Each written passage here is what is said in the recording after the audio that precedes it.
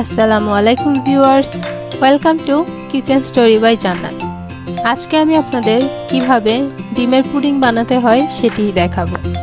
আজকের ভিডিওতে ডিমের পুডিং কিভাবে বানালে বাজে স্মেল আসবে না এবং ভেঙে যাবে না সেগুলিরই কিছু টিপস অ্যান্ড ট্রিক্স শেয়ার করব। তো কথা না বাড়িয়ে চলুন শুরু করা যাক।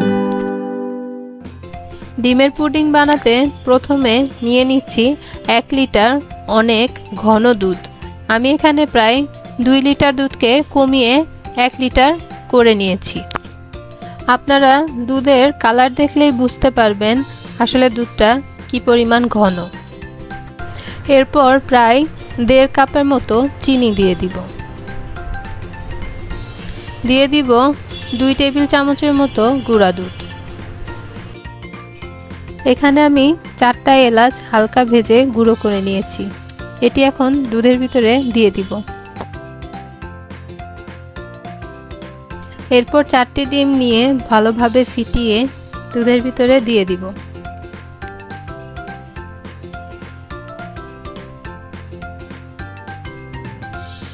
ভালোভাবে মিশিয়ে নিতে হবে।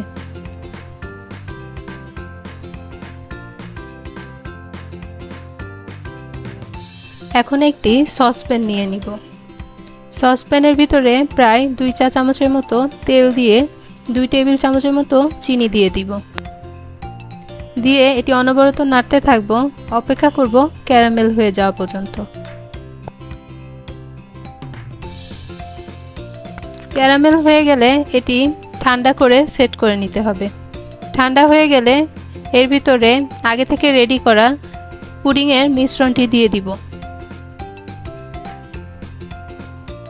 আমি আজকে চুলাতে পুডিং বানিয়ে দেখাবো।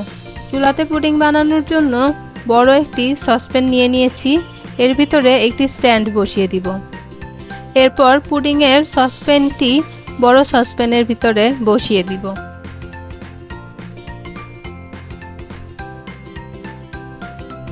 এরপর ঢাকনা দিয়ে অপেক্ষা করব প্রায় 1.5 ঘন্টা। 1.5 ঘন্টা পরে একটি টুথপিকের সাহায্যে চেক করে নিব যে আসলে পুডিংটি পুরোপুরি রান্না হয়েছে কিনা। টুথপিকটি যদি পুরোপুরি পরিষ্কারভাবে উঠে আসে তাহলে বুঝে নিতে হবে পুডিং হয়ে গিয়েছে। এরপর ফ্রিজে প্রায় 2 ঘন্টার মতো রেখে সেট করে নিতে হবে। চলুন এখন আমার সাথে সাথে আপনারাও দেখে নিন পুডিংটির ফাইনাল লুক কেমন হয়েছে। তৈরি হয়ে গেল ডিমের পুডিং।